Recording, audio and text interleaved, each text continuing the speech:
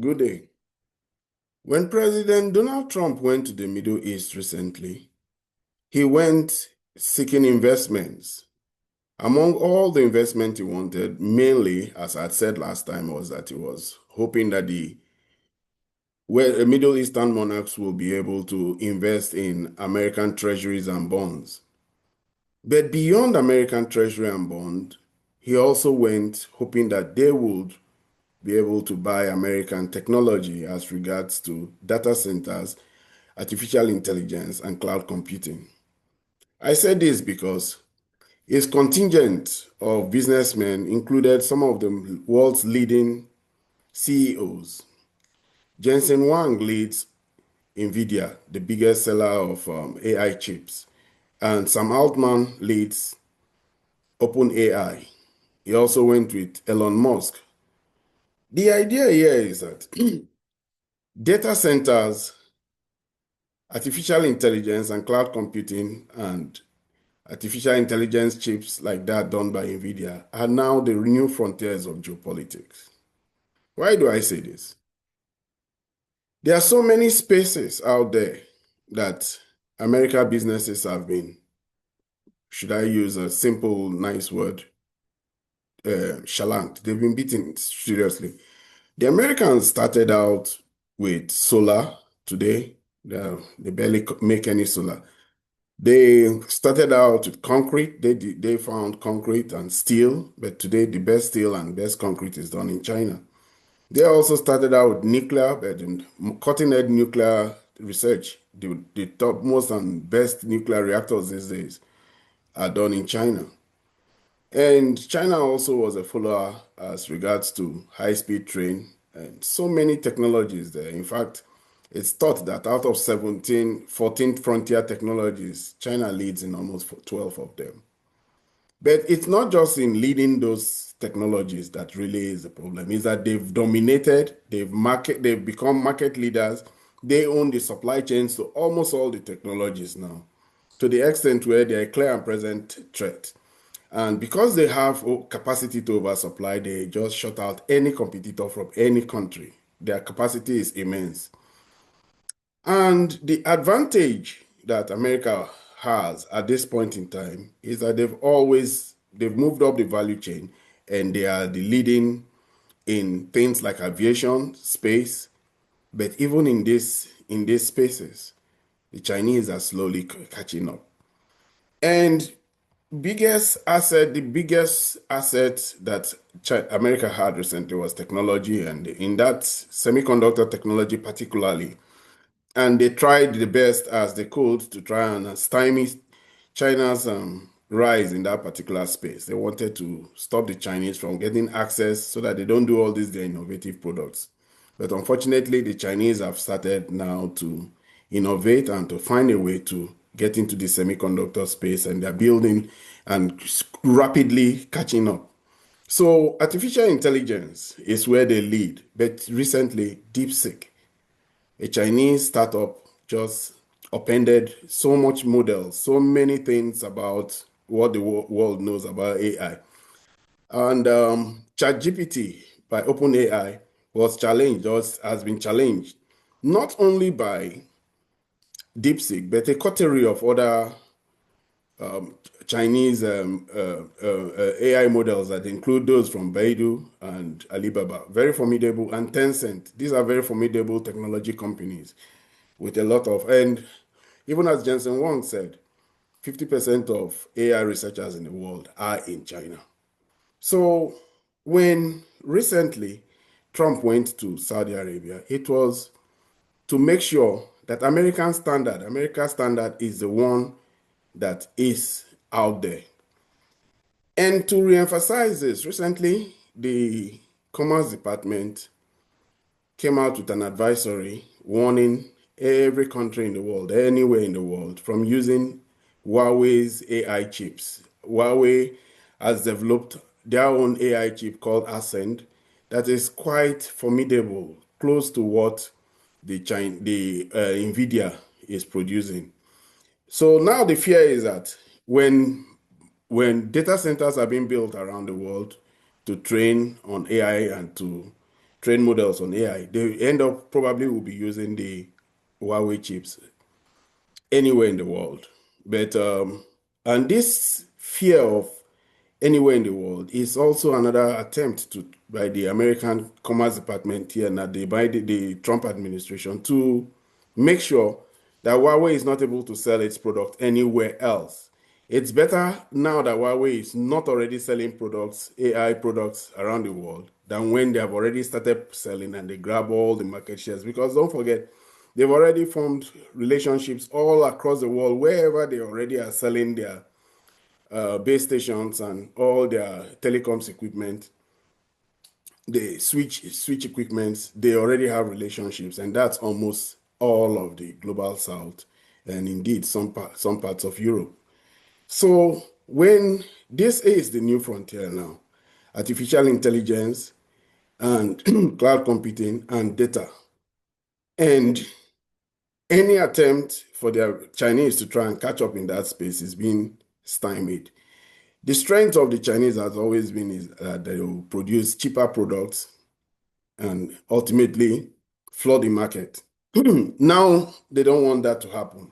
So today, even as I'm making this video, OpenAI has announced a relationship with the Abu Dhabi government to build a huge data center there. It's a form under the framework of their Stargate. I recently met with somebody who builds data centers. And it so happens that right next to me here, I have a data center being built right next to me. I saw from the very beginning when it was planned. I didn't know what it was then, but the amount of electricity that was being directed towards that spot where the construction eventually took place. So this person I met gave me an insight into the requirements for a data center. And I now know that he has built 4 data centers around me here now. I see them, I pass them every day, but that some time back I didn't know what they did. As regards the clients, we don't know who they are, but these are the things that give American companies unbridled power regarding cloud computing and AI.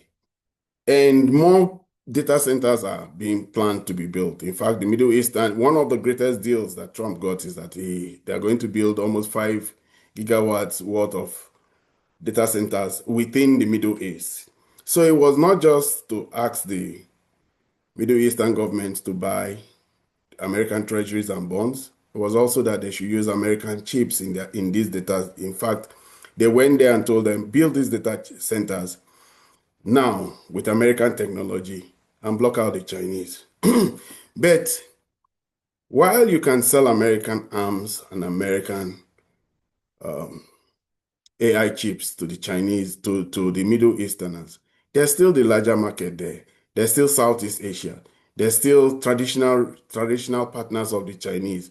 When the Chinese get into the model and put out competition among themselves, Huawei will be selling to Brazil. They will be selling, probably will be selling to India somehow.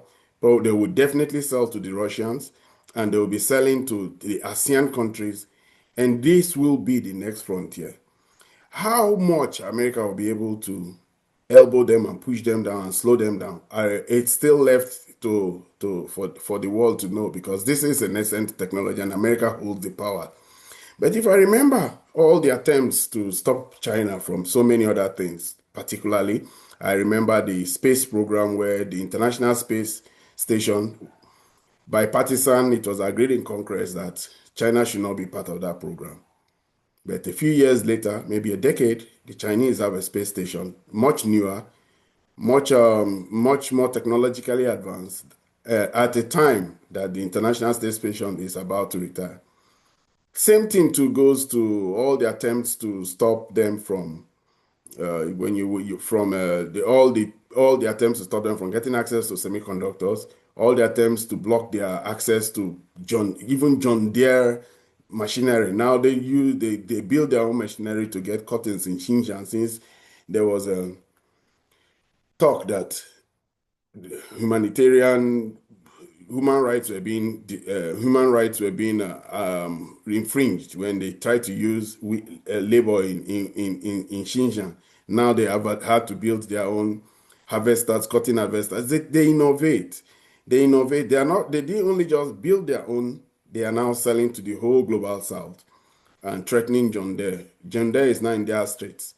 From not selling to the Chinese, now the Chinese are selling to the whole world.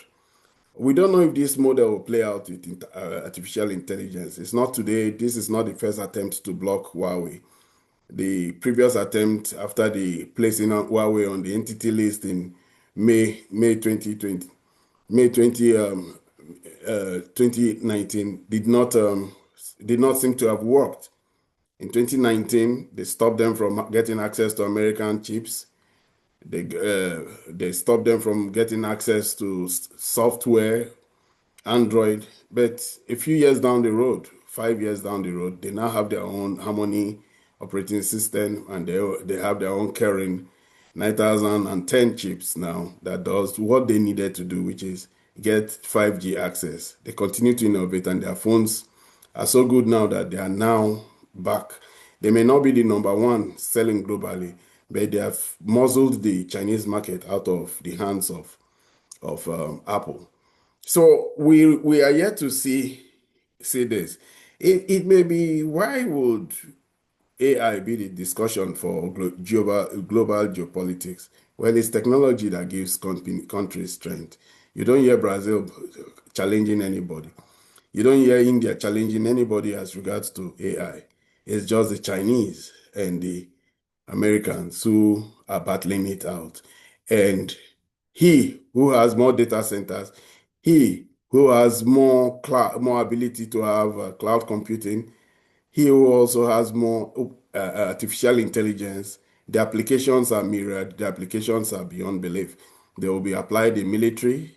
Already, we know the application of the Beidou system using Harmony, using Huawei's technology.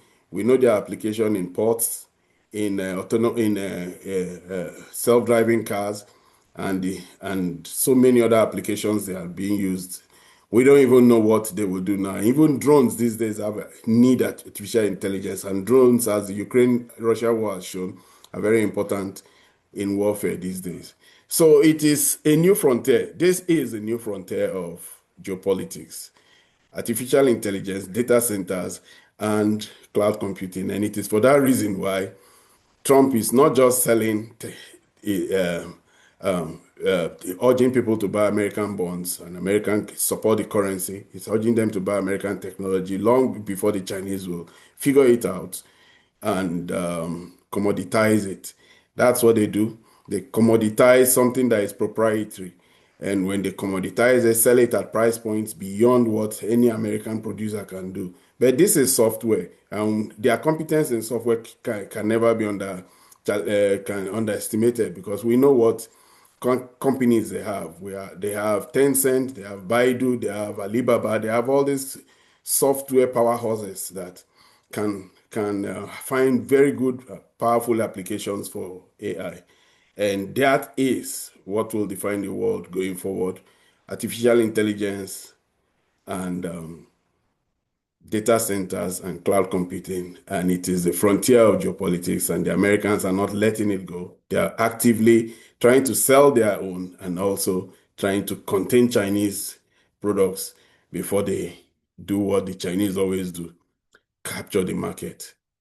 I've come to the end of today's video. Thank you. More subscribers are coming on. They trickle, but it is growing. Subscribe and share and like. Comments will be appreciated. If you have any comment as regards to what I've discussed today, let me know. Press the like button, like and share. This video will be out there to continue to grow. We will continue to get more subscribers, and we thank you for the support, and look forward to seeing you next time.